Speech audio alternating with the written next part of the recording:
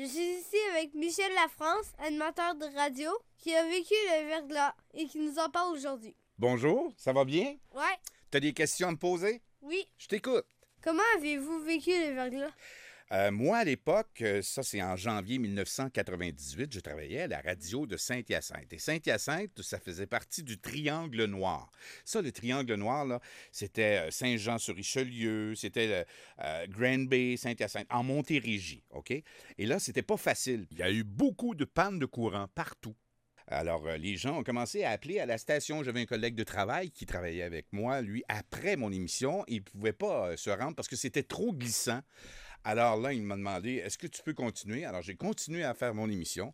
Et ça, j'ai dit aux gens, je vais rester avec vous jusqu'à temps que le courant revienne. Alors, je suis resté en onde pendant une journée et demie. Presque 48 heures avec l'aide d'une génératrice, le manteau sur le dos, des bougies, des chandelles pour m'éclairer.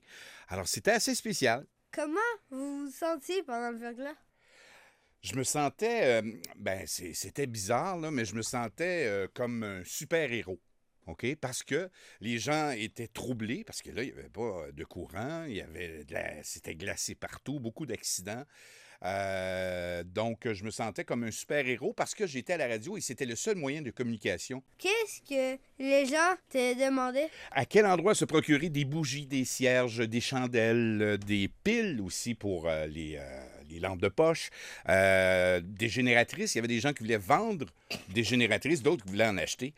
Des vêtements, des couvertures également. Du bois de chauffage. Plusieurs personnes avaient des poêles à bois, des foyers. Et demandaient à quel endroit on pouvait se procurer du bois de chauffage, qui demandait d'ailleurs plus cher qu'à l'habitude. Est-ce que ça t'arrive d'avoir peur qu'il y ait une autre crise de verglas? Autre crise de verglas? Ben non, parce que là, j'ai connu la grosse crise, donc je sais à peu près comment agir. Mais quand je vois là, que c'est glissant, qu'il y a beaucoup de verglas, je pense aux gens qui, eux, ont de la difficulté avec ça, puis qu'il y a des pannes de courant, puis que là, tu sais, faut vraiment faire attention sur les routes aussi.